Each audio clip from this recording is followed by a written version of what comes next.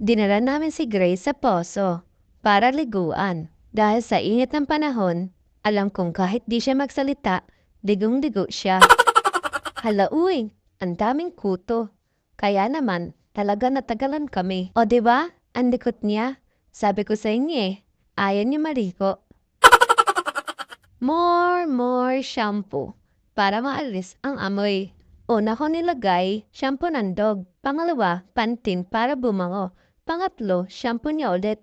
Dahil naniniwala ko, kung hindi mabango, layuin ng chicks. Cherries! Oops, nalimutan ko. Aso nga pala ito.